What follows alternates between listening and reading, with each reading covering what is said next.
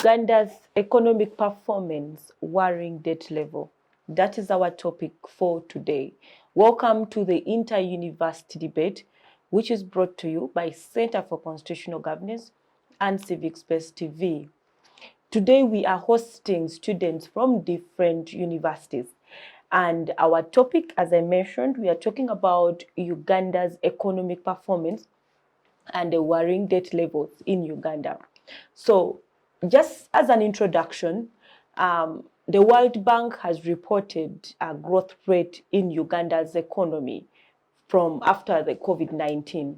Now, according to the World Bank, the economy has grown by about 4.6%.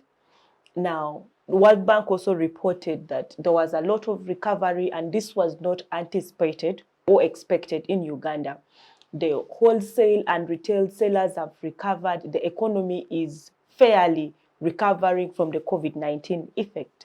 Now, according to the IMF report, Uganda's GDP for 2023 is estimated to be at 5.9. Now, and Uganda's population at about 45 million.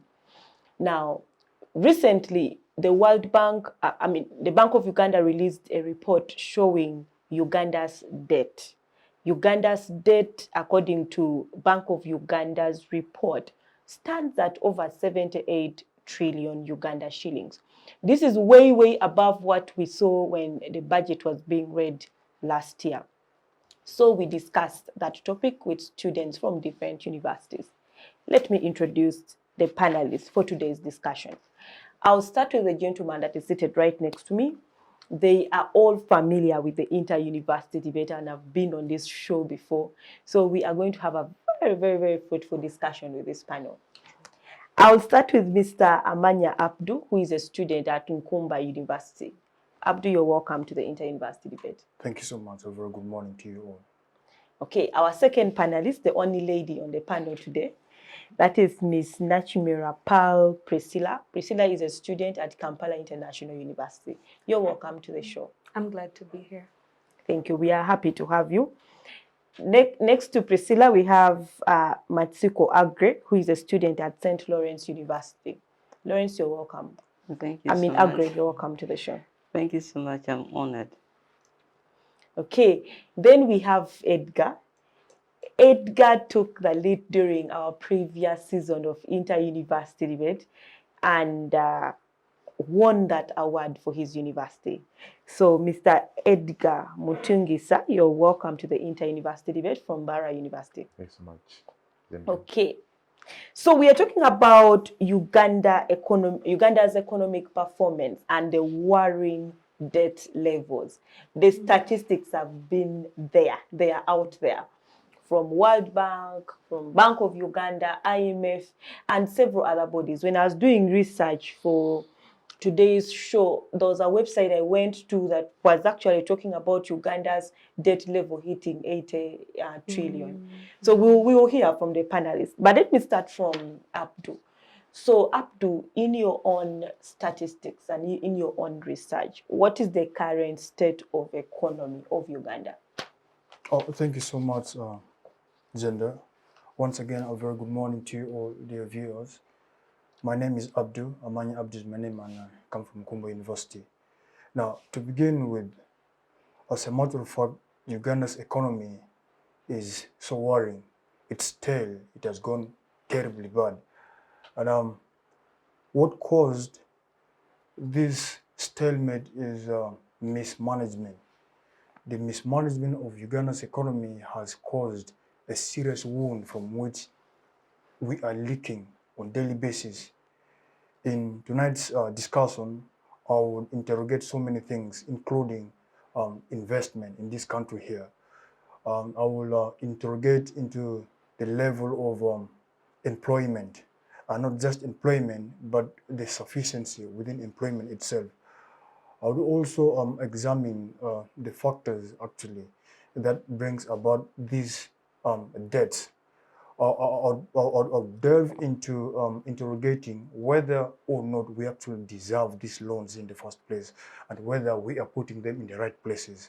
Now, that will lead me into the next thing, which is expenditure I would want so much to talk about expenditure, because when we get these loans here, we ought to put them into proper use, into places where we actually they desire them to be. And then maybe lastly, I would also address the issue of debt financing itself. Now, to begin with the level of investment, like I did say, it is pathetic in this country here. Let us consider the number of domestic companies in this country here that have made to the stock market. You can count your finger, and that would mark the end of it. But at the end of the day, as you're counting, you will not skip Uganda breweries, you will not skip Stanbic Bank and Uganda MTN, Party. Uganda Party, and all that. So when you delve deeper, you realize that these companies actually have origins in other countries. They are not domestic companies. Now, how many companies have been established by Ugandans and they're doing well? This tells you how much we are actually ready, or how much we developed in the first place. By the time foreign companies are doing so well in our country and repatriating the profits back to the countries of origin, this implies that the situation at home does not guarantee or does not support domestic investment, and that is problematic. Now, we have scenarios in this country here. We had Utumi come in this country here. For how long did Utumi last in this country? Not for so long. They departed from Uganda. Now, Tuskies came. For how long did Tuskies stay in Uganda? I'm talking about Nakumati. And recently, Shoprite also left this country here. Now, foreign companies come and leave this country here. This shows to you that the situation in the country is not actually favorable even to other foreign countries. You get the point? Now, that is one.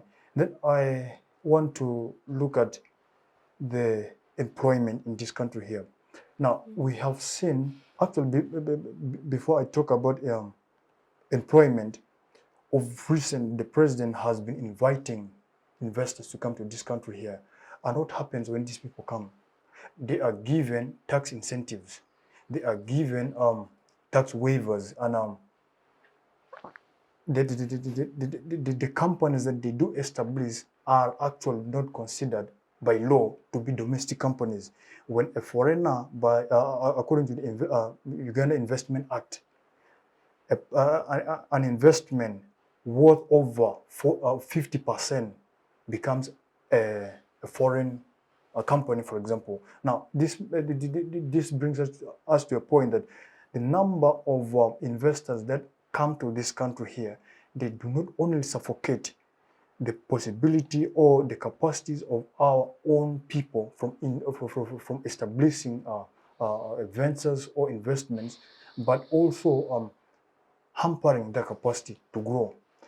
We have series of investors that come into this country here, but has the government taken time to look at the citizens themselves? Has the government given time to let the citizens develop? Because in addressing the issues of debt, you realize that the point of debt financing would demand that the government actually collects money from the citizens themselves. But then the citizens are not ready. The citizens are not empowered. They are not investing. They are not productive. So the government will tax these people to the bone, and it will reach a point that they may actually fail to pay these debts here. And yet, unfortunately, the government is promoting foreign companies. Now, if at all we do not have conducive economic environment for the citizens themselves, and yet we continue to invite foreigners to come and invest in this country here, there is problem that we ought to fix. Now, what do these investors do? When these investors come to this country here, they do not give employment opportunities 100% to the citizens.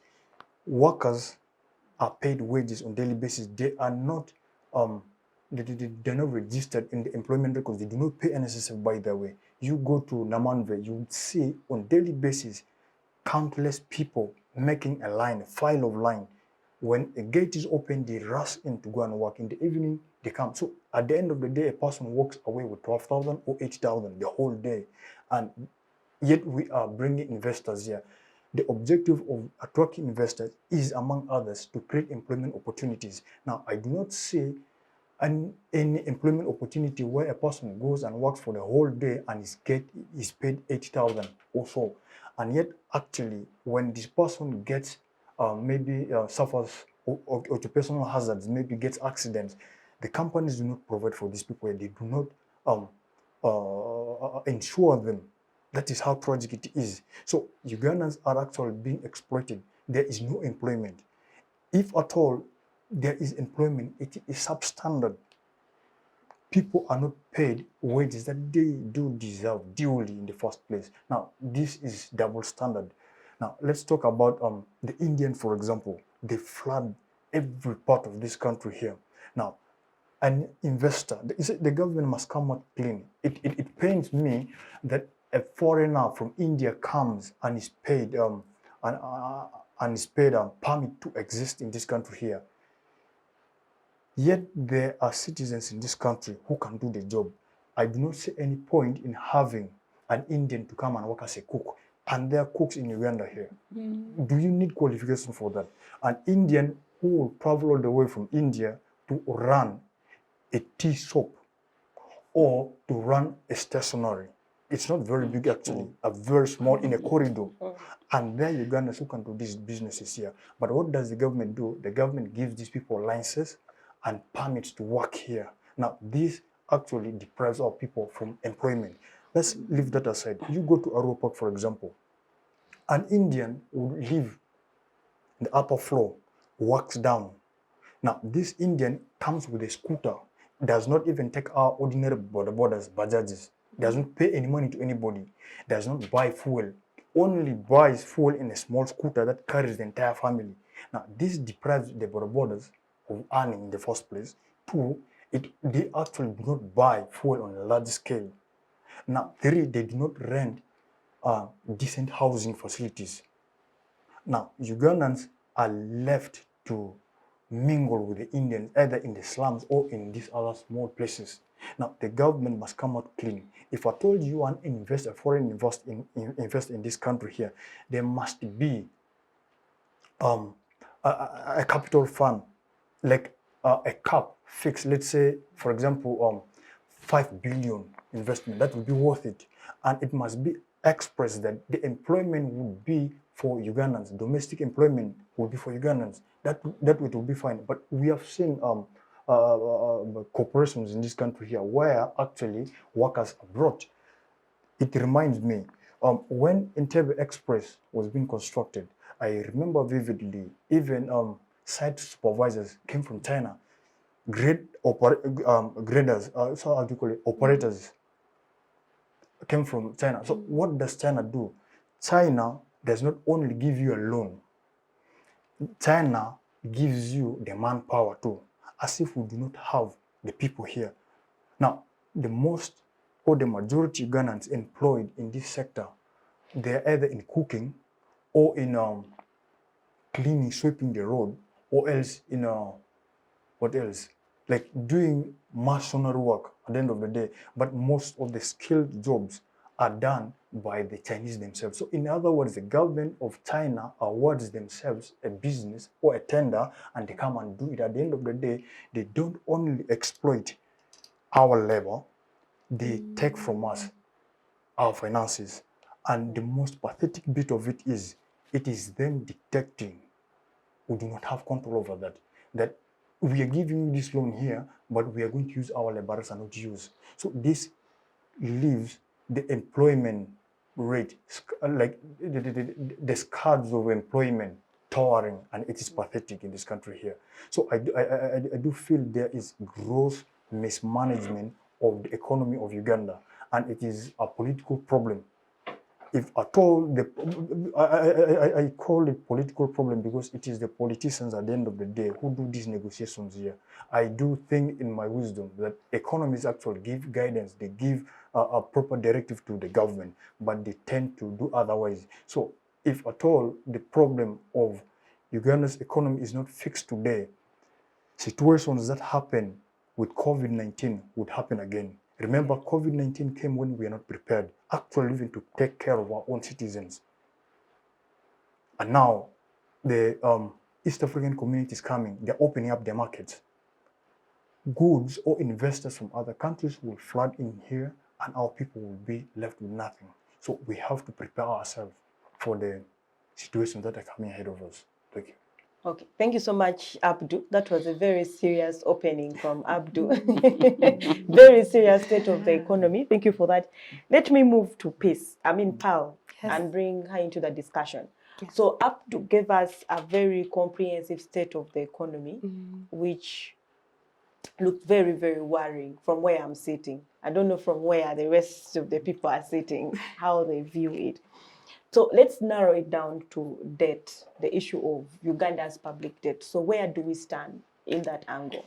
When it comes to Uganda's public debt, the statistics show that recently the deputy governor of Bank of Uganda was talking to Parliament, and he said as of November 2022 that Uganda had actually hit 80 trillion in debt. That's external debt. And as much as he said that the situation was being managed, he also gave a warning remark of what we are doing as debt servicing. So the only thing we've managed to do is service the debt, but not actually able to pay the debt. Meaning if it's at 80 trillion, it means it is taking up over if it means that on every shilling that Uganda gives in taxes, they are servicing the debt by 30 cents per shilling, which makes it worrying because it means that we are using almost 50% of our GDP to just service the debt as of the debt statistics. Okay, thank you so much, Paul, for that. Let me move and welcome Aggrey into the discussion. So, Aggrey, the statistics have come out, the situation seems worrying, but what has stood out from the statistics is the increment in the debt level in Uganda.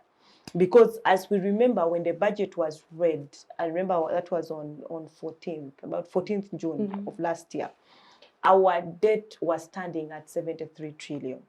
Then we moved, Bank of Uganda said, you're now at 78 trillion. And now Priscilla is telling us, we are now at 80 trillion. So what are some of the reasons why there has been some serious increment in the debt levels? All right, thank you so much. Good morning to the viewers. My name is Aggrey from St. Lawrence University. It was an interesting opener from Abdu, but to use the word worrying, I think it's an understatement. The situation in Uganda is more than worrying. Now, the problem wouldn't be that we are borrowing or getting the debt, or it's increasing, but what do we use it for? Now, you borrow money to construct a road. For example, from that side of Insambia, there is the Lukuli-Konge Road. It is a Chogam Road, 2007. It is being reconstructed. Now, in a growing economy like Uganda, you build a road and after like 12 years, you reconstruct it. That means you will not be able to pay the debt because you are borrowing more to do the same work that you would have done and completed at once. All this happens because I think we are not patriotic enough. There is an increase in the decay of morals. I won't blame this on anyone. I think it's general. We seem to be too corrupt. You working for your country, but you can't give in your all, which is too worrying. But still, when you look at, I don't know what economists in Uganda, whether they are having the right statistics or they are doing the right work. The Maputo Declaration suggested that a growing economy must have a 10% of the budget investment in agriculture. In Uganda, it's worrying between 2 to 3%. And you're saying agriculture is the backbone of the economy.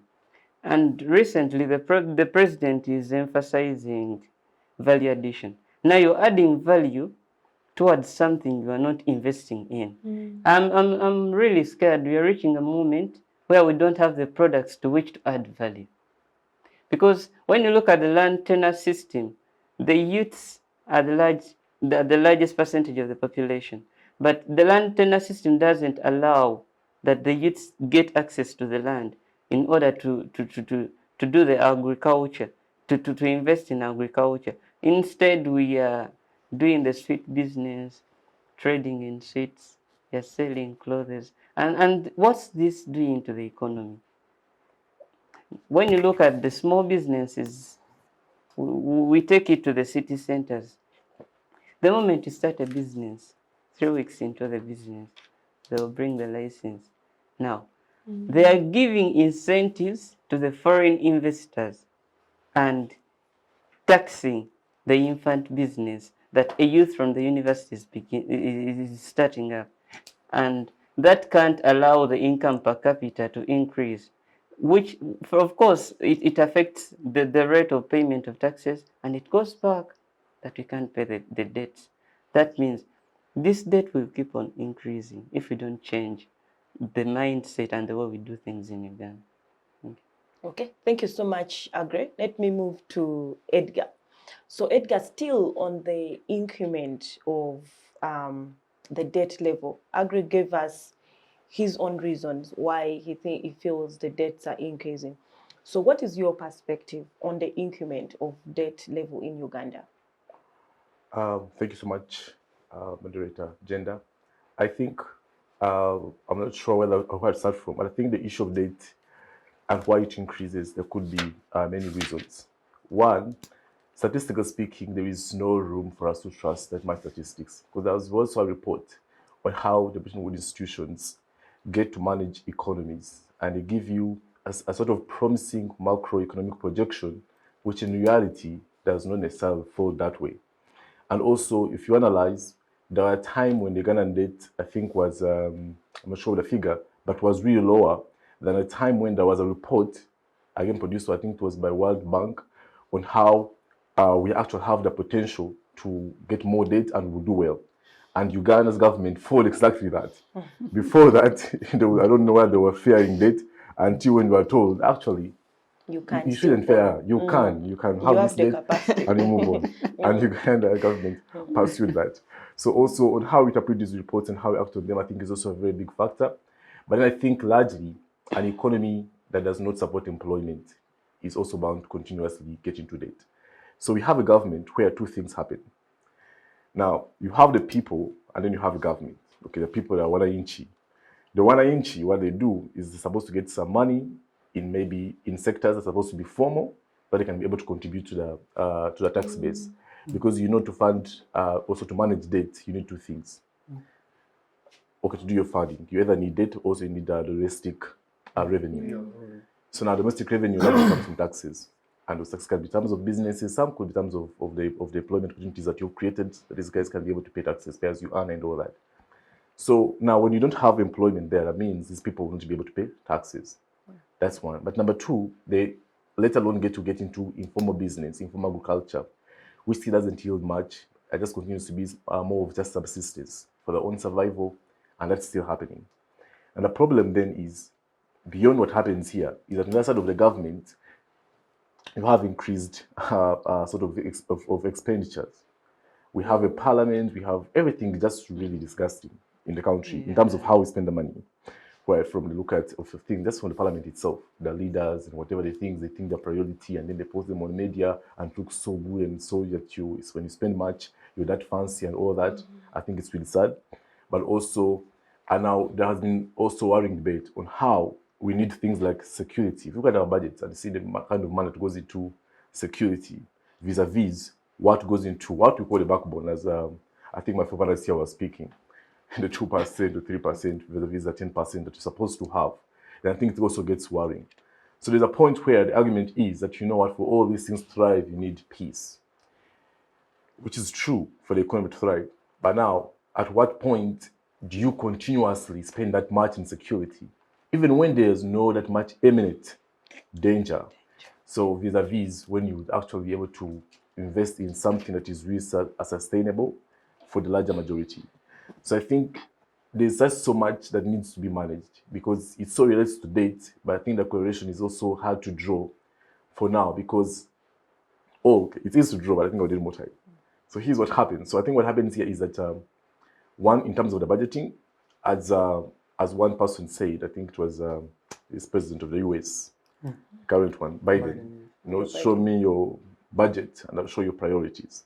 So I think all the other things is just nonsense. When you discuss the IMF, the reports and all those things, I don't even want to go there. Because like I mentioned, that data is just interesting. And even how we interpret and then use it is even more worrying. So I think we need to get to understand what exactly should be the priority of the country. And it's so clear that agricultural systems are very important. So should you not have the investment in there, then it's worrying. But also at a point when all you do now, you start to manage the economy. You saw how the PDM is working, the parish development model. And you just get the money and you put it in hands of people who don't even have the skills, people who don't even have clear factors of production and means at place. So when you give me 2 million, what do I do with it? I'd rather go and pay my rent and then tomorrow move on, attend the party and all that, and eat food, and then it's done.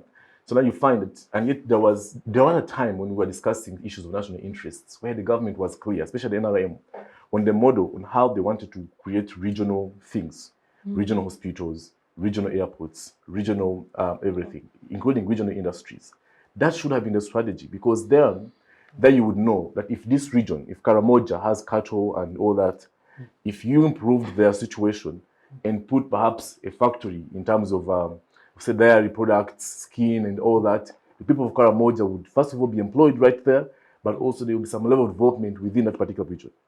If the same does not hold for other region which whose major interest is in coffee, then you do the coffee processing and all that, so that you have the entire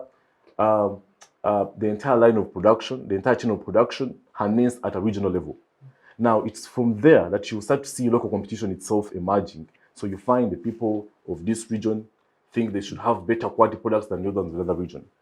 And from just that internal local competition of quality, and then of course get more money and of course more employment coming up, now that's when you start to be at a better position now to compete regionally. So that we are sure by the time East Africa community comes, you already have your regional sort of clusters in sort of production that have been so much competing to have the best product possible internally, and you're able that now you can compete with the Kenyans who are doing the same business of coffee. You can now compete with the Tanzanians who are doing the same business of coffee. Because at the end of the day, it will be survival for the fittest. Should we continue with this journey of regional integration, which is becoming more successful?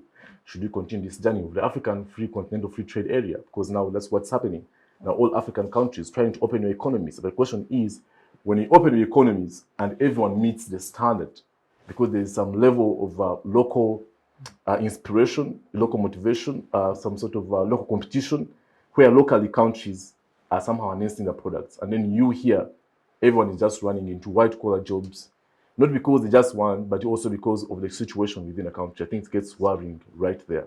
So yeah, so I think there's so much that needs to be done regionally, but then at a local level, so that you can be able to have those sort of industries employing people in things they believe in things that they know are part of their culture, part of their addiction, but also within their means. So now you can let alone now grow that capacity with time so you can be able to compete globally. I think the other problems on that date, I think now those ones are now global. Now when you leave the country, Uganda, you leave the politics, you leave everything, and now you go to international dynamics. Now the Bretton Woods institutions and how they function. I think we had some sort of this conversation earlier on. So the fact that you're told that this date is too bad, but then at the same point, these same institutions who oversee date, they're able to give other countries access to capital, even when they are almost 10 times fold than your percentage of date. So the problem there is that there is structural imbalance where globally some countries have the power to have access to that capital and then use it, and yet here is somehow limited, and then it comes with strings, and then it comes with all those things. So I think there is all that factor that makes it really hard at terms of international politics, and then also the question of regional production and then regional integration. So now, in terms of data again, because now, like we're mentioning, we have FCTA coming up, we have the EAC already progressing, and so there will be that sort of international trade and all that. So what happens is that would be fine. I think that is the clear direction. Because last time we were discussing, I think I was discussing with Mbarara in the morning on the peace and security, on how the people of Karamoja are having security issues. And now we're discussing this armament. That when you disarm these people, now the people of Turkana, the other side of Kenya, when they still have arms. These people find it hard. What happens when I'm disarmed, yet my enemy, the other border, is not armed? So you find there is always need for joint operations. That if you say you are to disarm people in Karamoja, then should be joint disarmament. That even to can also disarmed, their side, the Dinkas, their side, and Jova side are also disarmed, so that the people now feel, and so is development here in terms of growth and all that. It has to be joint. It's a good step. Now, however, when you look at that good step and you look at how the Bretton Woods institutions now come into the picture, for instance, that recently we had a constitution where we're supposed to trade as EAC with EU. So the idea was, let's open our markets. The EAC is growing, you guys are doing well. I think we could do trade with EAC as a bloc. And that was agreed. And just about 2 weeks within that arrangement, EU now picked a member state, Tanzania, and started to do a business with just Tanzania as it is. So you'd decide verbally in agreements that we shall trade with a region. Then you move down. Now you pick member states. You see, so that system doesn't work. But also beyond that, there's also a system in terms of financing, where these guys tell you that this is the standard. IMF, World Bank will tell you for the trade, the ones who control the World Trade Organization, they'll set standards and tell you this is the standard. The standard that they set is one that they know you won't meet. Or even if you meet, they'll tell you, no, you still don't meet it. But our point is, they set a standard where even the least quality products from their end qualify, meet the standard. And the best products on your side will never meet the standard. So one that is supposed to be bilateral, the system is supposed to be bilateral, ends up being one that is just one way. That it's a one-way street for all their trash into your countries, and when the best from your countries will never make the other side. And now you start again nation here, taking in every garbage while the economic systems are still rattled. Okay, thank you so much, Edgar, for that. We'll also delve later into the issue that you've hinted on, issues of exports, Uganda's products out there in the world market. Let me get back to Abdul.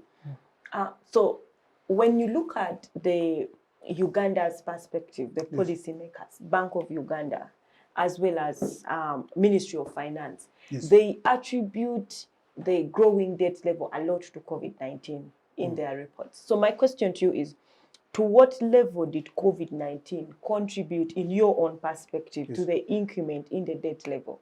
All right, thank you so much. You see, before COVID-19 actually came in, the debt burden in Uganda was alarming. COVID-19 actually came to worsen the situation. But before I actually respond to this very question here, I want to make a follow-up with what Edgar has just said here.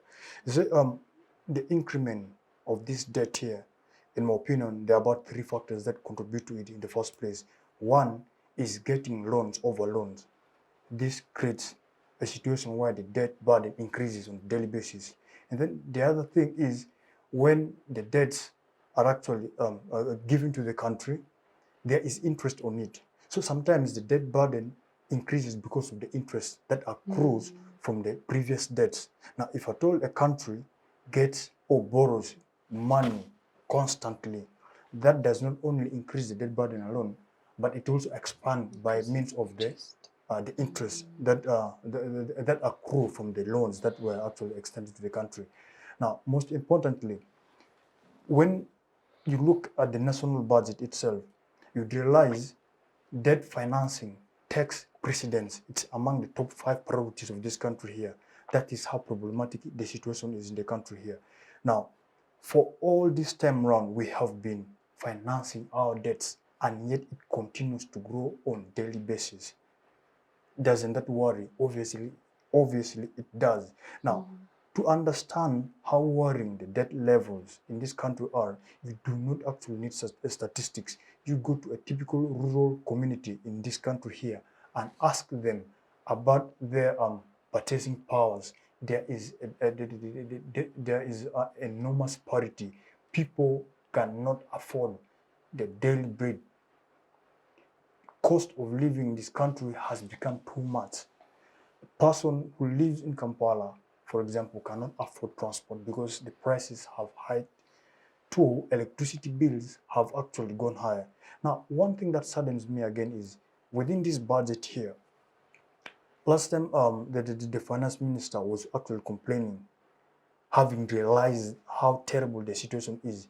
The parliament comes for supplementary budgets on actual frequent times. They do come for this. Now, this notwithstanding, the tragic situation we are in, it would not suffice for the parliament or for ministry to request for supplementary budgets. Now, what are these supplementary budgets for? Maybe for financing a conference that is coming up. Check how silly the planning is. Instead of getting supplementary budgets, maybe to invest in agriculture, they are requesting for finances, maybe for procuring tent, for having a show in maybe for running, how do you call it, the Tarehe Sita or the NRM anniversary. Like stupid things, actually. The government borrows money for stupid things.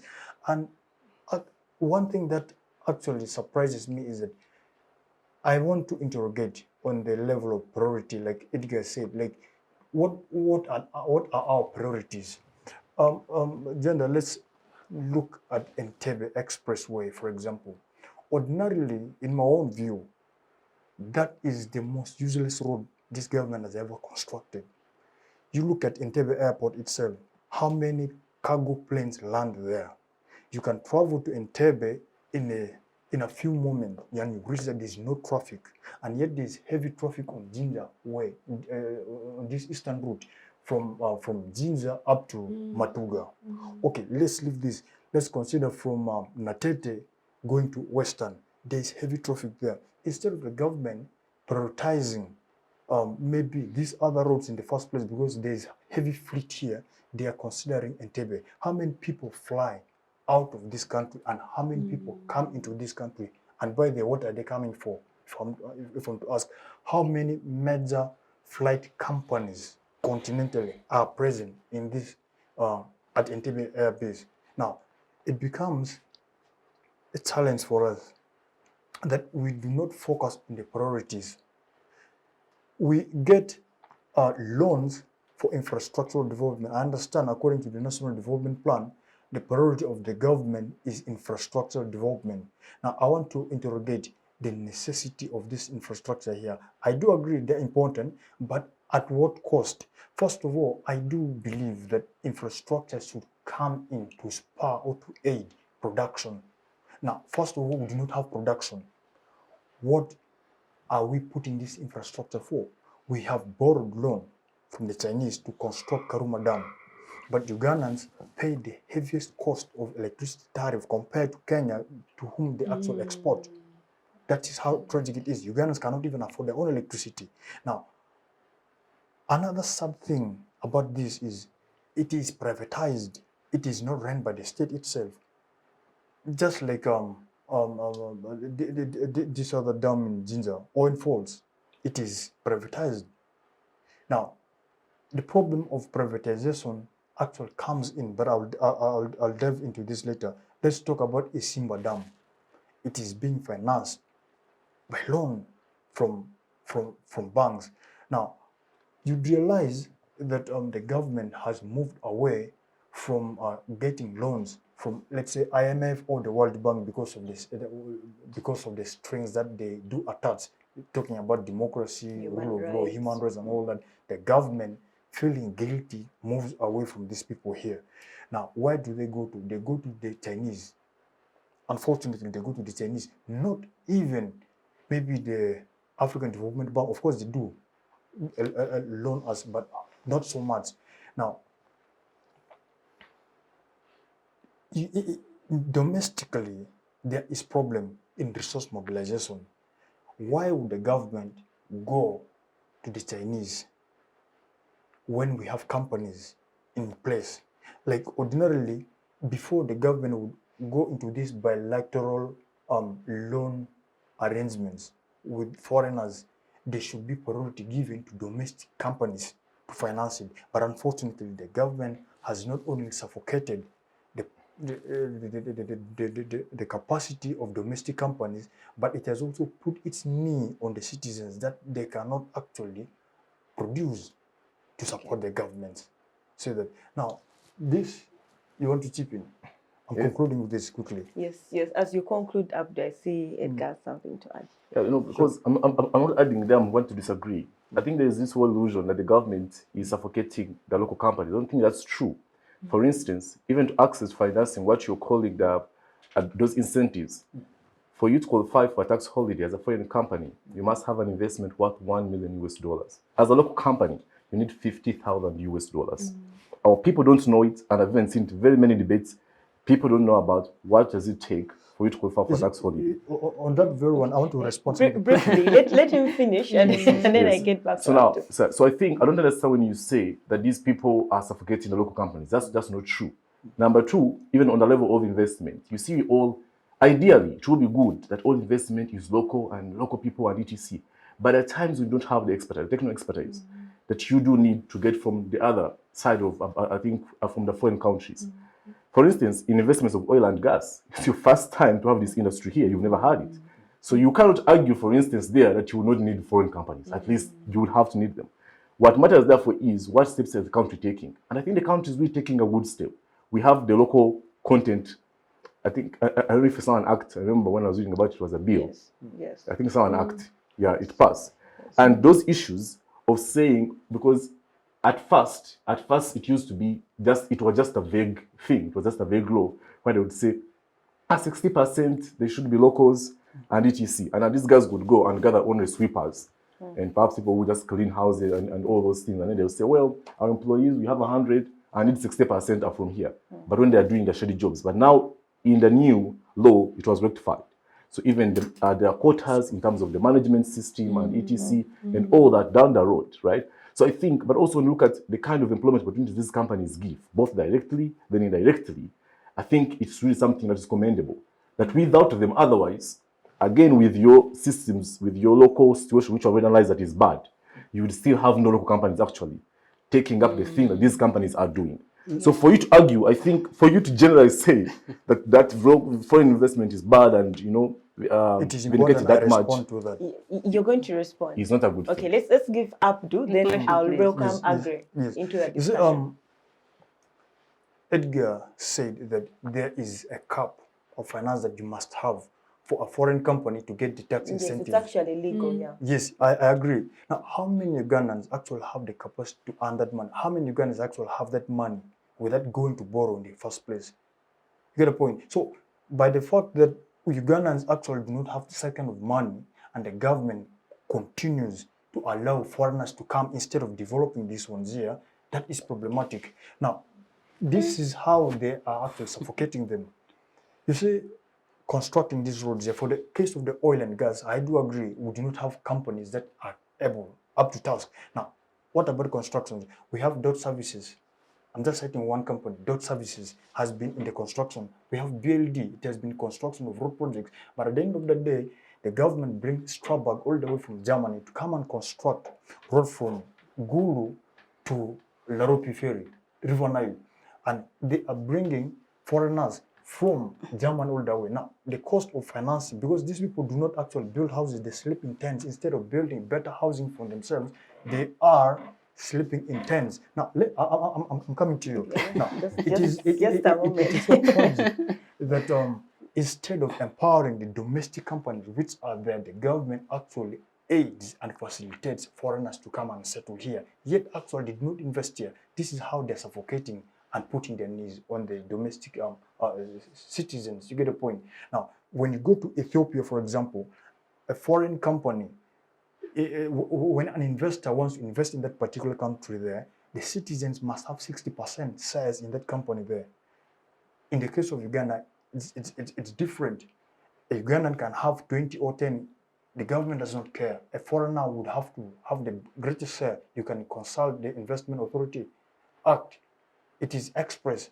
A foreign company is one which has greater shares compared to the domestic citizens. So literally Ugandans cannot survive in the open market or in other countries, yet other people can come and do business in this country here. Okay, so additional to what Abdul is bringing out, something that Edgar you'll respond to probably after Aggrey, is that why are we still, something from his discussion, why are we still having foreign companies coming to construct roads in Uganda in the presence of local companies with the capacity to construct roads?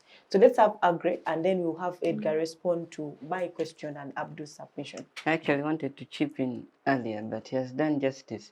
I don't think you would do justice to this debate by saying that these foreign companies are employing Ugandans. There is something in economics called disguised unemployment. You can't employ someone giving him or her 8K per day. In the tax policy, there is something called a volunteer earns 250,000 per month. And that volunteer doesn't pay taxes. Now you are employing who? Giving them 8K. 8K is 240,000 per month, if I'm right. If my maths is and that right. is below the pay Like we do not have a below the- minimum wage. Below fixed the by the amount that government. is required for one to pay the taxes.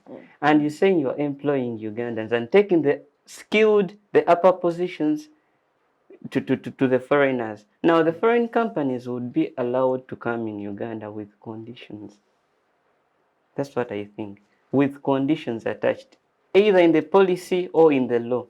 When you're having a foreign company, let's have 80% of the skilled workers from Uganda.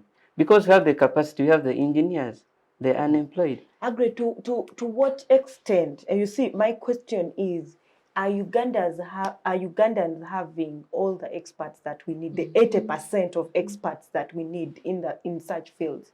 Now let's Because you're talking about 80% of skilled workers. Do Ugandans have that capacity? I'm asking. I'd like to turn the question back to you, if you would love to answer. How many of the engineers graduated yesterday from Makere? And what are their expertise? Now, when a country faces a situation, for example, the oil and gas situation he was talking about, we discovered, I don't think this oil is a yesterday thing, that we discovered that we had to have oil just yesterday or a year ago. I think it's years back. A strategic government could have put in place an education system whereby students can study in the line so that when we discover this kind of opportunity, they can be employed in that field. I think you get me right now. Okay, agree. Let's have Edgar. Okay, I think so much, Rajida. I think there's so many things here to talk about. I'm not sure if I remember all of them, but almost every point you guys were mentioning was a point as shown on its own that needs a full case to be rebutted fully, because they're just illusions. Now, let's start with the issue of expertise and the foreign companies. Now, the private sector itself here in Uganda, private sector that is real soundly, even the local hotels, by local people here, they're actually employing foreign people. Sky's Hotel, there are time when it started. Now there are more managers there who are from here. But at the start, there were Indians. Almost every department there was of an Indian. Yet the hotel was owned by a local business person. What that means is that in terms of doing business, it's not like here. When you're doing business, it's not that you're trying to appeal and be nice politically. You must understand that business is business. It requires expertise, and even a local person here, if you were to build a big hotel of that standard, you'd rather go and hire a German, make him the manager, vis-a-vis just hiring Edgar because you think, well, is my guy is around. That's not how business works. And I'm trying to show you that it's not just because it's government projects and etc. Even local people appreciate that concept of expertise. Now, however, what matters therefore, like how it was done at Skies, when those people were employed there, the managers used to be majorly Indians and stuff. And I remember one time I was there myself, met even the owner of it. And the owner would always encourage the workers there that these people are not here because I love them. Learn from them. When you can do what they can do, I'll have them away. And they're not there. At least the few who are still there who are Indians. So the idea was that you bring them, the locals here, learn from them. If you learn how they're doing things and you can really master the art, then the systems get transferred to you. So okay, let Edgar. That's interesting. Number two, there was a question of how can we, like these roads here, we have the expertise itself like that. How come these German companies are having all this? Like I mentioned, the issue of access to capital. There are very many projects, foreign projects here done by foreigners, not because the government pays them upfront. They have enough money to say, we shall do this with our own money. You pay us later. Something that Ugandan people don't have. Let Edgar finish. Something You can that just Ugandan, note them on your phone. that Ugandan local investors don't have. The capacity to do a project on credit and let the government pay later. Most of those companies, especially German firms, do exactly that. Chinese firms, for instance, even in their foreign policy, Chinese foreign policy, the government itself has reached a point where they're able to give these companies, like you simply go to Uganda or wherever, to Madagascar, wherever you find a project. When you secure the contract, you come back and report your government, and the government gives you money to actually go and do that. So even if the government can still not have the money to pay you, but your local government is supposed to the extent that you can go and run a full project in a foreign country because you have access to capital. Something we do not have here. Okay, Edgar, we will stop right there. Let's take a short break and we'll still come right back with these students from the different universities that they represent, discussing the state of economy in Uganda and the worrying debt levels. See you after the break. Digital rights are those human rights and legal rights that allow individuals to access, use, create and publish digital media or to access and use computers, other electronic devices and telecommunication networks. Digital rights include a right to freedom of expression, information and communication through technology, a right to privacy and data protection, a right to credit for personal works, a right to universal and equal digital access, a right to identity, a right to anonymity, a right to be forgotten, and a right for protection of minors, among others. The state's digital rights are frequently violated through various unfair actions, for example, blockage of websites and social networks, theft of credentials, unauthorized use of people's data for personal gain, privacy intrusion, online censorship, arrests and intimidation of online users, internet blockages, and the proliferation of laws and regulations that undermine the potential of technology to drive social, economic, and political development worldwide. It is hence every citizen's responsibility to respect rights of other digital users and to speak out or report to the responsible parties when one's rights are violated. Welcome back from that short break. We are still with students from different universities discussing the state of Uganda's economy and the worrying debt levels. Before we took that short break, we were with Edgar. So, Edgar, let's give you a chance to summarize your arguments, but also more directly to respond to Abdul on basically two issues. One is on the issue of a threshold being set to qualify for a tax holiday. His issue is that Ugandans cannot afford that, even the threshold. Two, how has the government empowered the industries, the local industries, to be able to meet the threshold for a tax holiday? Over to you, Edgar. Okay, thank you so much. So one, I think we need to be first, very realistic with the principle of tax holidays. Not everyone is supposed to get a tax holiday. It's definitely for a few. So when you asked also now, I think that should partly answer the question of how many Ugandans. They're not supposed to be all Ugandans getting tax holidays. Otherwise, we'll not have an economy to run. That's the first thing you must understand. Number two, on how many, I think I do agree we still need a significant number of people who can afford it. Just get on these streets and see how much the cars people drive cost, actually. People are driving cars that cost 200,000 USD, 300,000 USD, 100,000 USD. So that means that really indeed significant number of people who can afford this money, they're just putting it in a car. So how about for investment? So it's not true that 50,000 is that much for an investment, especially for a tax holiday. Especially when you understand that it's not that everyone should get access to tax holidays. Two, there was also a question on local companies. I think we have local companies, for instance, like NEC in construction. The one can argue, not as UPDF, and that would be another debate perhaps. But our point is, and they have, but I think for NEC, I think I should first explain the rationale. Why do we set these standards to say you must have this money?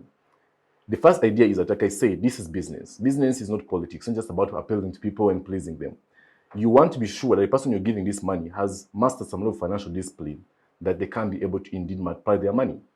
It's not a matter of that, you're just there and then you wake up, you just want a tax holiday. You want to give it to someone who knows the art.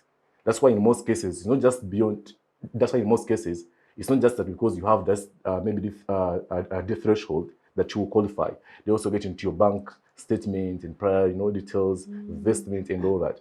The idea is, do you have the financial discipline? Can you trace that you've mastered the art to multiply 10,000 to 20, then to 40, like that, and etc.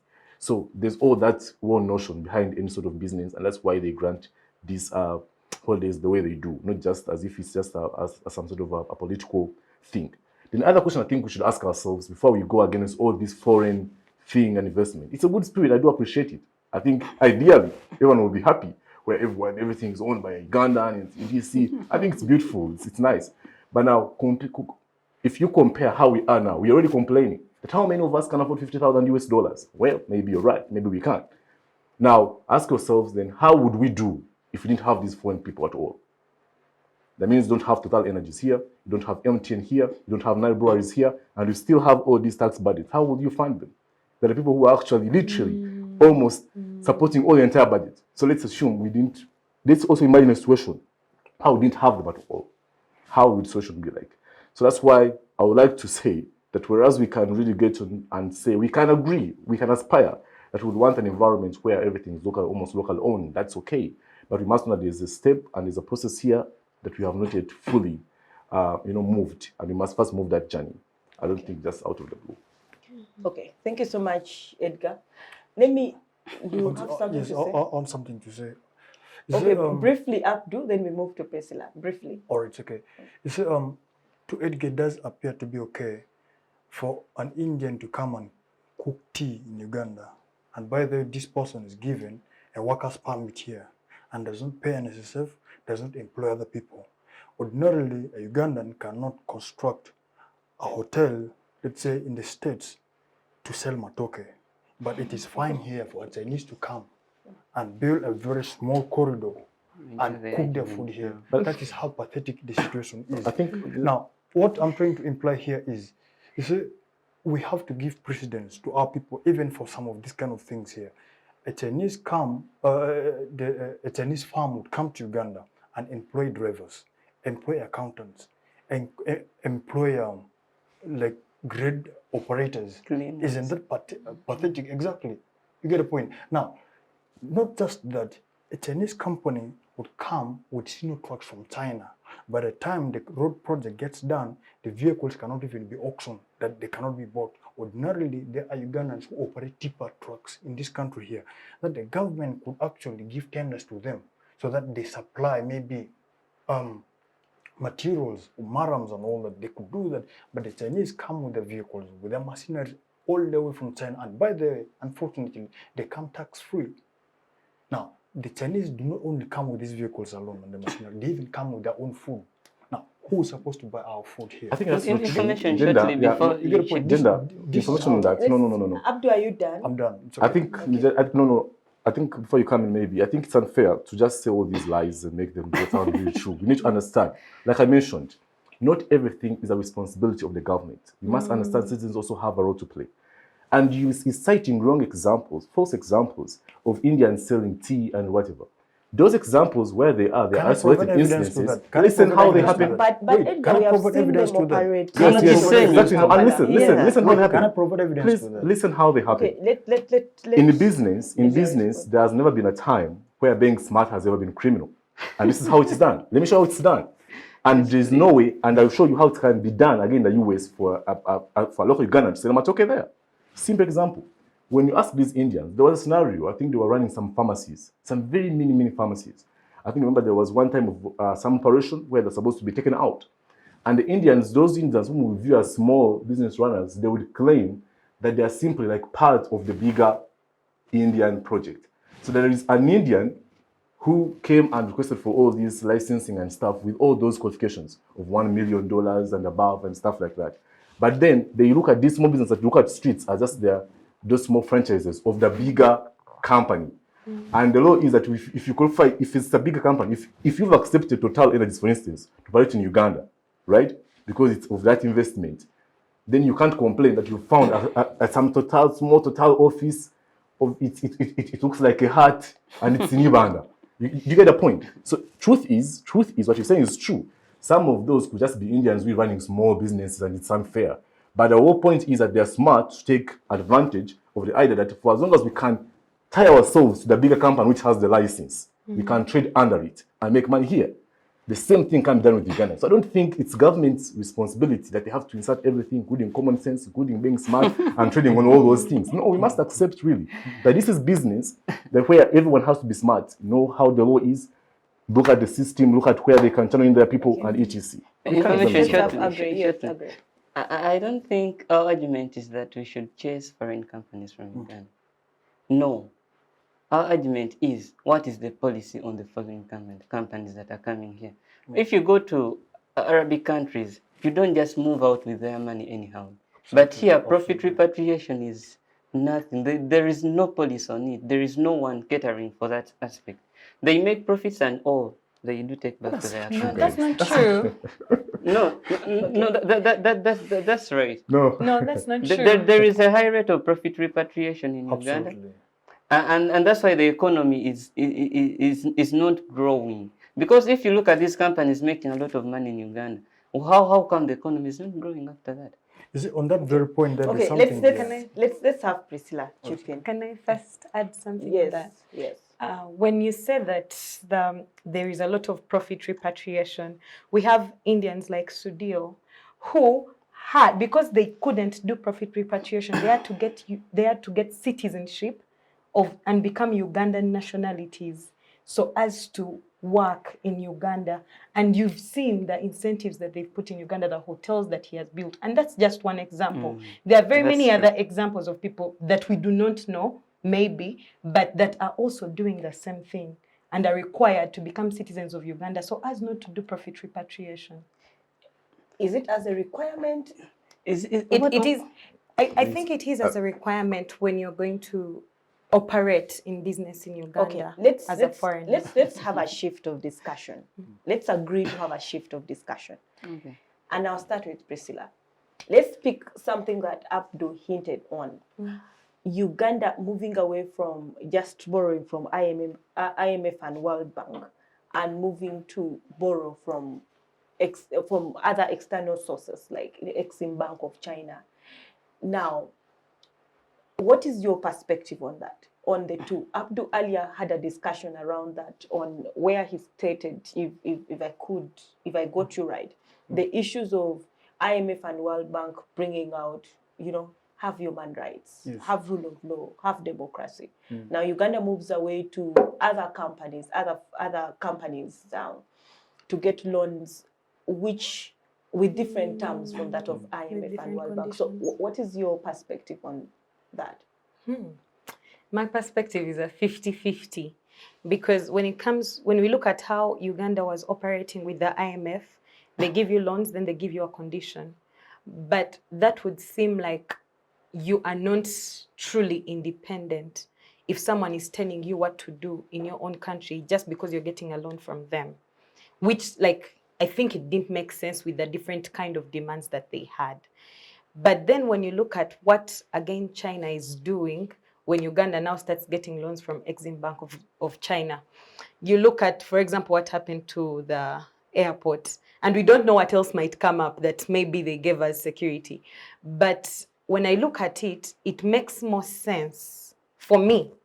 Now, this is for me as me. I think it makes more sense when they go to China for one reason. When you're able to pay the debt, you can still have your country's incentives back. And when you're not able to? And when you're not able to, they will have it, but then it will still be in your country. Priscilla, is that okay? Would it be okay for China to start running a state house or parliament? No, for state house and parliament, I'm not sure. But then Like for example, if I look at the Entebbe airport, if China took it over, one, it would still be on Ugandan land as much as it is for China, but then they will develop it. Would it be okay for China to own? Let me just get you right before I bring other panelists. Would it be okay, Priscilla, in your own perspective, to have Entebbe International Airport being run by Chinese, to become a Chinese international airport, leaving Uganda without an international airport? No, it wouldn't be okay. That's why I was saying it's a 50-50. If only Uganda would look at maybe smaller. There are not even any smaller. It has a budget to run. Yeah, yes. It's a 50-50. Okay, let me bring Aggrey into the discussion. Yes, so, Aggrey, what is your perspective on that? On Uganda borrowing from China? Yeah. Yes. Borrowing from China. No, the problem is we're IMF. discussing these things, but I think some of the strings attached to these loans are not made public. Now, you may say the loan from China is better, but you don't know the strings attached to it. You may say that the one from IMF is better, but what are the strings? I someday heard that there was a loan that they would give you, but you would allow homosexuality. Now, if you don't know the right strings attached, so you can't drive an argument without the proper details. But from what we know, Because no, I personally, from what we yes, know, from what we know, yes. probably, because I personally looked for the agreement, the loan agreement between Uganda and Exim Bank of China and failed to get. I consulted a number of people and they said, stop looking. You're not going to see some of those loan agreements anywhere. So in your own perspective, from what we know, at least, so what would you say on the issue of IMF and World Bank coming out to say, you remember that period when Uganda privatized a lot of its, state parastatals, and at least we had reports come out that, it was a requirement. World Bank says we don't want a situation where the state is competing with the private sector in running some of these things. So you need to privatize. At least from what we know, there was an issue of privatize some of these state resources. We know that there are issues of human rights, democracy, rule of law, And then we also, I remember there was panic sent all over the citizens on issue of Chinese, they are coming to take the airport. And this is not, Uganda is not the first country that this has happened because of getting money from the Exim Bank of China. So I would like to get your perspective as panelists. What is because this affects the public debt sector in Uganda. So what is your perspective on that issue? So it's a hypothetical discussion. Okay. Now, from the perspective of our minds, or from what we know, I think the loans from IMF are better. Because when someone comes at your home and tells you, please, I'm giving you money, but feed your kids, is it bad? I'm giving you this money, but if you want money from me, you must feed your kids. You must make sure they go to school. Is it bad? Now, when you look at privatization, let me give that example. It's not proper for a government to own most of the companies in the country, yet the private sector is weak and lagging.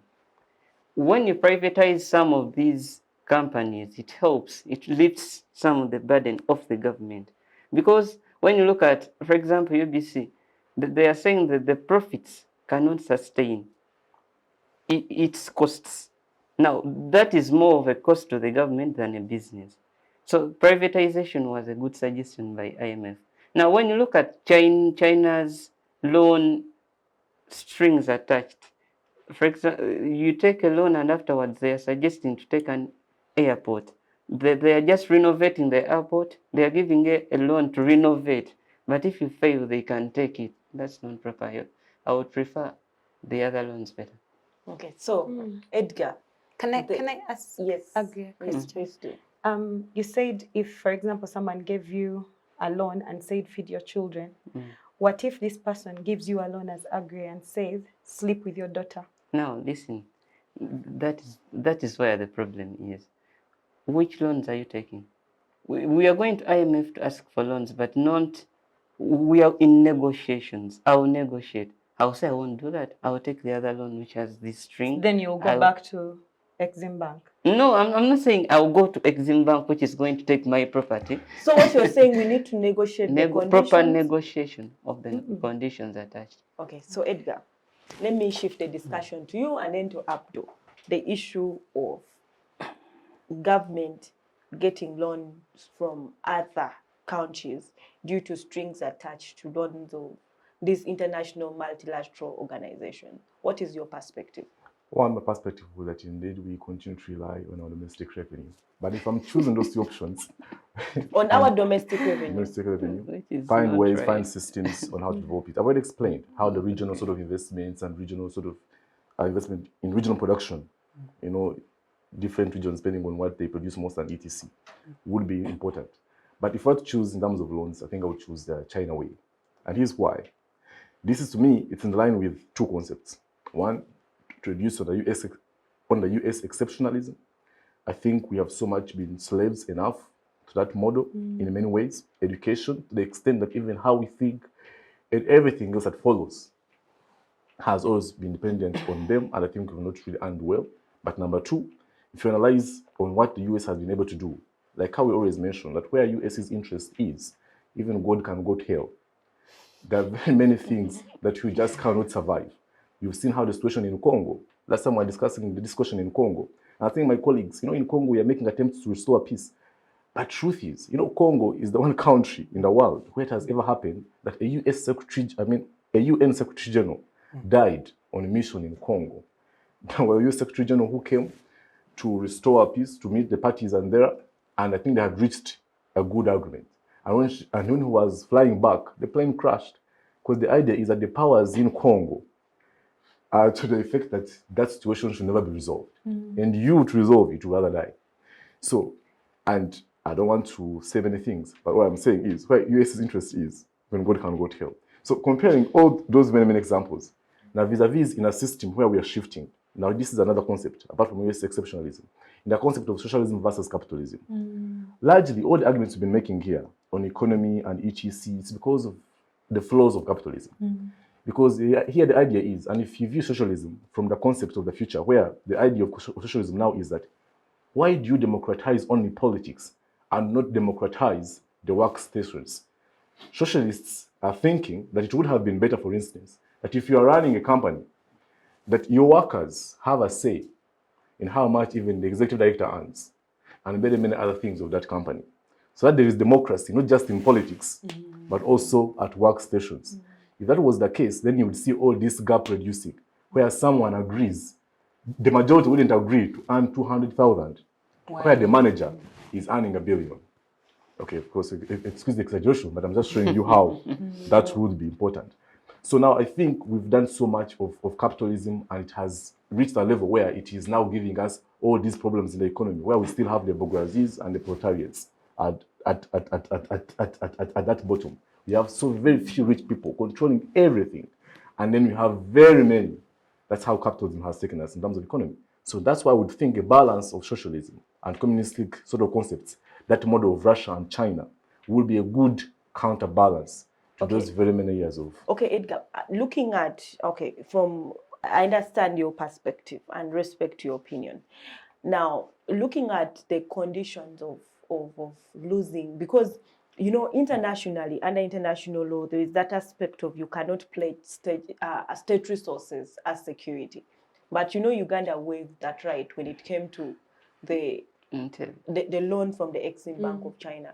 So, would it be okay for us to negotiate loan agreements with conditions that we can lose some of our state parastatals?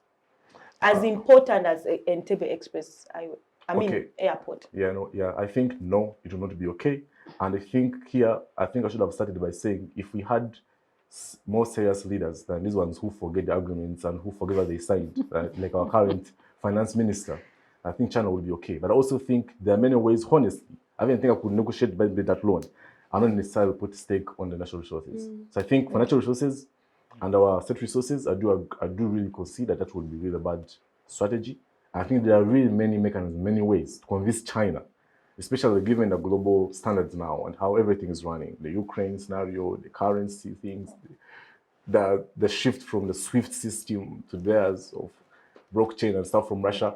I think there are many, many, many ways to convince China, get the money from China without necessarily putting a stake as natural resources. So our issue basically might be coming from the negotiations that we make. Okay. Yes, Priscilla. I was going to say that if maybe during the negotiations we can have clauses where these guys can, because they've reached a certain level of development that we haven't reached. So them, for example, China giving us over $497 million just to construct a road that is viewed as the most expensive road in the world. Yet there are countries that have the most beautiful roads in the world that weren't as expensive as the Entebbe Express Highway.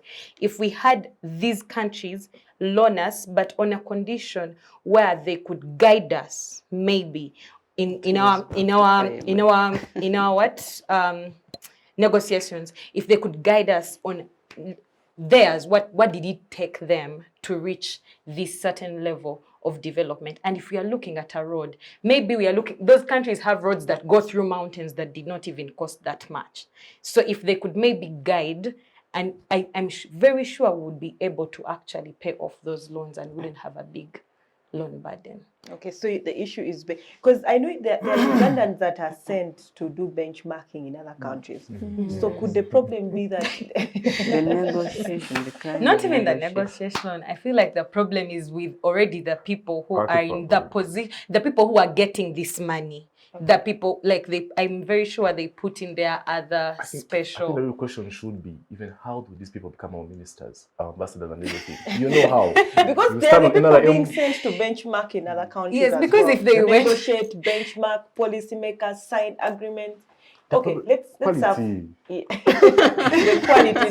Let's have Abdul. All right. You see, talking about America or the IMF and the World Bank vis-a-vis China, I do not think we are moving away from IMF and World Bank just to embarrass them, and because maybe we feel like they have enslaved us for too long. Because at the end of the day, even if we go to China, China is doing the same thing. By the time we fail to finance the loan, they want to take over our assets, and this would make us perpetual slaves paying for this. Now, I want to move on from this. What option do we have? On this particular one, I think I do agree with Edgar in saying that domestic financing would be the best option. If at all the government would actually give capacity to the domestic companies and citizens themselves, the government would be in position to raise some of the finances or some of the capital to finance some of the projects internally here. Now, when you look at South Sudan, by the time it opened in 2006, I think, the companies from Kenya that entered there talk about banking, talk about construction, infrastructure, talk about security, talk about estates. They were all from Kenya, and they moved there as a group. Now, what do Ugandans have the other side there? They were taking water, they were taking matoke and charcoal. Now, Congo has joined East African community as well. What are the Kenyans doing? They're investing in infrastructure. They're investing in banking and finance, like strategic planning, and they're moving in as a nation. Whereas Uganda is planning to send UPDF the other side there, maybe to fell timber again. I don't know. We've constructed a road. We are not strategic in our planning, in our thinking. You get a point? Constructed a road. The embarrassment we have gotten is on record that we went to Dubai exhibition to show Lato milk when people are bringing robots. That is how disgusting this But Ugandans, I saw Ugandans making fun of that all over social media. Yes, so But if that's at all, domestic income. Like the government should really build capacities of the people, not just the people, and even the companies as well. If at all, Entebbe Expressway was the finances was loaned by Chinese, fine. Let the companies constructing it be dot services, because this would give actual employment to the citizens themselves. And of course, they do not have the capacity to even procure the machineries themselves. They will loan it out. They will subcontract other companies. So you realize that very many companies would get tender in the construction process as well. And this will not only increase the revenue as well, but it will also give employment opportunities. Apparently, the road is finished. But who is collecting the money, the toll? It is a company dictated by the Chinese to collect the toll. Now, a loan which was gotten, the loan was about 800 billion Ugandan shillings on 2% interest rate. Now, statistics say, I think this I got last year from UNRWA, that they're collecting 250 million on daily basis from that road there. You assume that this money is being collected by a Ugandan company actually. Do you see that? But at the end of the day, not just the loan, but even the refinancing is being managed by a foreign company. That is pathetic at the end of the day. So by the time they finish collecting this money here, I do not think that road will still be useful. There will be need to get another loan to build a better road, because by that time, we would have developed somehow. You get the point? Now, if you have gone to Entebbe just of recent, you realize the road is actually getting into waste. The islands the island on the road, let's say from Abaita, actually not Abaita, from around Nkumba up to Entebbe town, they are falling apart. The government decided to cut all the metals down. The poles, the electric poles, they are falling. Sometimes the lights are not there. You get a point? And yet the cost of financing this road is expensive. Maintenance is even expensive. This would make Ugandans perpetual taxpayers at the end of the day. Now, another important aspect that we have to consider is the increasing debt burden. I did say earlier on, there are about 3 factors that causes the debt burden to increase. One is getting loans and getting loans over loans. 2, the interest rates that keep on accruing. Now, you realize that Entebbe expansion was financed by the Chinese, but before it's even done, there's the expressway which is coming up. Before it is done, the Chinese are coming and saying that we need to construct Isimba Dam. We're giving you this money here. Before we have even finished one project, at the end of the day, they give you another loan. They give you another loan. So this accumulates the loan and the debt burden. But this come with interest. At the end of the day, we need to ask ourselves, for how long shall we continue paying this loan here and then begin to pay the interest that accrue on them? Okay. So if at all we do not strengthen the capacities of domestic companies and the citizens themselves to have companies or corporations that are able to give loans to the government, that will be a big challenge for us in this country here. We have very few companies of domestic origins in Uganda stock market, by the way, and the ones which have foreign roots cannot compete on a global scale. Okay, thank you so much. We have actually run out of time, but something else that I would like us to also discuss, and I'll direct it to you, Aggrey, is the issue of collection, revenue collection. URI has never hit its target. They always come up and say, you know, we did not hit our target. Recently, it was reported that the collection level by Bank of Uganda, in its report, collection level increased. However, URA has not hit its level. What are some of the issues? What are some of the reasons that you think, in your own perspective, exist that stops URA from meeting the target? There are many, but I would like to connect it still to the real topic of debts. Now, when you look at an economy which must depend on agriculture, there is a drift to the services industry, which are foreign owned, of course. And most of the foreign companies are given incentives, you remember? Now, you are not taxing the highest earners, but you are levying taxes from the lowest earners. That's a very big problem. And also, the salaries given to the URO officers, it's ironical that they are not hitting the target because the salaries are high. Now, what do we tax? We have the exports. What do we export? What is Uganda known for? When you look at the world market, what is Uganda known for? In case Uganda wakes up one day and says, I'm out of WTO, what will the world miss? I think I think this is the direction that the country should take. What are we known for? We should get a perspective whereby the country says we are making quality this, we are making quality that. And the more you export that kind of product, the more of the taxes that will be gained. Now, by last year, the country's TOT was negative 4.11 billion. This means you are giving out 4.11 billion per year, billion US dollars to other people. You are employing other people. Why? We are not doing these things in our countries. We need to improve the land tenure system, let the people dig, mechanize agriculture, then you add value. You can't add value on something you don't have. Mechanize, you invest on mechanization of agriculture, add value, then the taxes will be levied on the industries. But now you don't have what to tax. We are going to the landlords now to tax, which is so worrying. Thank you so much.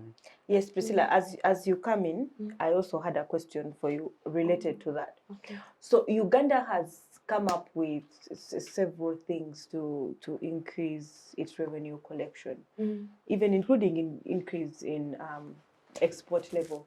To start with, export is zero rated, meaning they pay tax at zero rate. You know, internal incentives. Earlier on, we were talking about industry setting up. You set an industry beyond 50 kilometers from the radius of Kampala, you are allowed a deduction of initial allowance and several other things. Why have we still not hit the target, and why do we still have low revenue collection?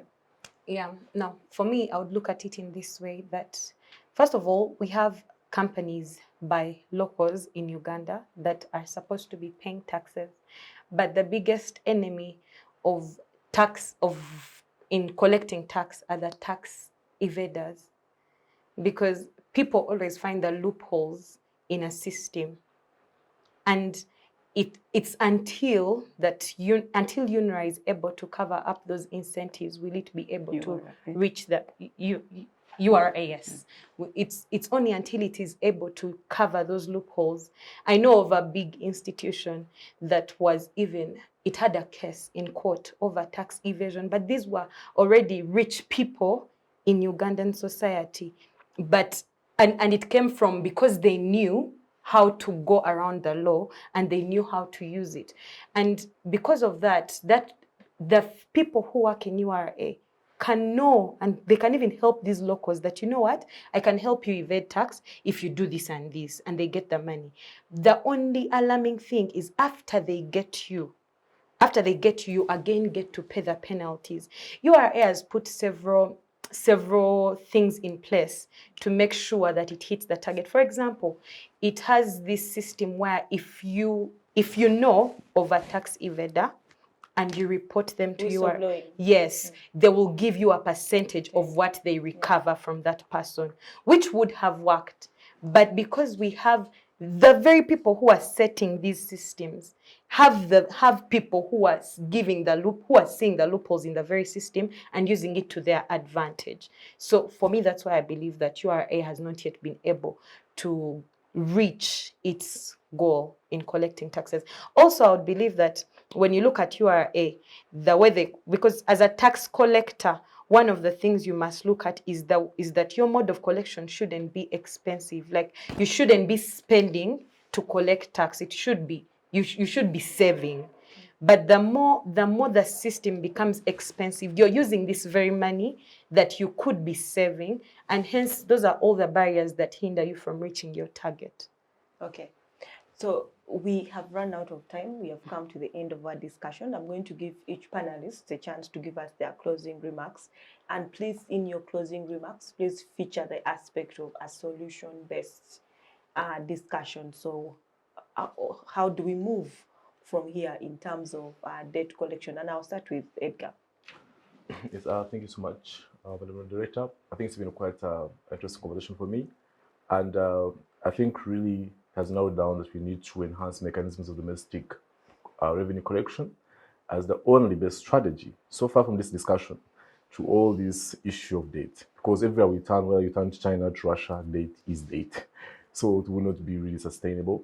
And so I think there is more need, but also for URA to widen its scope and target and find ways. So the government has to work in ways that bring more people working in the informal sector to formalize their sort of investments, their sort of businesses, so that in that way you can get more taxes and more jobs come with that. I think that would be the best strategy. And also, like I already submitted, I think it's very important that we get to invest in our regional sort of cooperation sort of system that we used to have, or at least one that was promised by this government, where we have different regions and different people doing best in terms of sort of investments that they do know how. And I think that will be very important so that we can be able to grow and then compete first nationally, then before we can then compete regionally, so that when the regional integration, which is already here, indeed takes shape, we are not the people who lose or people who just sit back as other fellow Kenyans and Tanzanians are enjoying all this and just looking on. The people who are able to compete in that market. I think that should be the strategy for me going forward. Yeah. Thank you so much, Edgar. Yes, Aggrey. I'll still look at In the beginning, I talked about the moral decay, the decay of the morals, but still we have nothing to do about this. We just have to make the law strict on this, improve the laws against corruption, because the invasion, the institutional breakdown, the projects given to the wrong people is all corruption. And also, I think we need to look at people's income per capita, whereby we need to make sure that the local person is earning in order to tax them. Yeah, I would think the government would take that route. It would be very helpful. Thank you. Thank you so much. Yes, Priscilla. I think regarding the tax collection thing, I feel like we could look at how much someone earns, and we could decide the percentage of tax they are paying, so that we don't have a situation where the lowest earner is still paying the same tax as someone earning a lot of money. It would put the burden on the person who is earning very little money. So for me, I would think that could also be a solution. But the other solution I would think is to have a united front and patriotism for our own country. It would help us avoid so many things that would tempt us to do the unthinkables, where people are just looking out for opportunities to get loans, but they're not actually reading what the contract entails. And that always puts us in a bad position as a country. But if we are patriotic enough, we shall look for, even if we are to get a loan, we shall get a loan that favors the interests of the country. So for me, that would be my take. Thank you. Yes, Abdul. Thank you so much. Conclusively, I'm going to outline a few steps or what I believe government should do going forward. Number one, we should focus on Islamic financing. I do not think the Arabs or the Islamic countries would put stringent measures like the Chinese would do or the IMF would do. The Islamic financing has proved several times to be profitable, in a sense that they are not actually, the interest on them is not too much. So that would be a safer bet for the country. Number two, it is important for the government to focus on cryptocurrency, because this is what is not taking the world at the moment. And as a matter of fact, Uganda is not ready for cryptocurrency. Now, by the time it reaches us, we will be too late. The government should put measures or should put steps that will ensure that citizens actually get to study this and appreciate it, so that by the time catches with us, we are ready. And then also importantly, it will be important for the government to recognize circles, if not organize them, by the way. Because if at all we have cooperative circles in place, it would lessen the situation of asset financing or looking for loans. For example, people would be able to acquire loans from within the cooperative circles rather than going to the banks, which actually come with a lot of cost on them. And then conclusively, harnessing the power of local companies is something very important. And above all, rightful expenditure will be the right way to go as well. Thank you. Okay. Thank you so much. We have come to the end of our talk show for today. Thank you, Abdul, Priscilla, Aggrey, and Edgar, for the beautiful discussion that we have had here. And thank you for accepting our invitation to be on the show. Yes. So to our viewers, we have come to the end of the talk show for today. That is the Inter-University Debate, which is aired every Thursday from 2 p.m. to 4 p.m. on Civic Space TV. Feel free to subscribe and go on Twitter, put your views out there on this topic, also in the comment section. On Twitter, you can tag CCG and then Civic Space TV. Let us know what you think about the skyrocketing debt burden that Uganda has.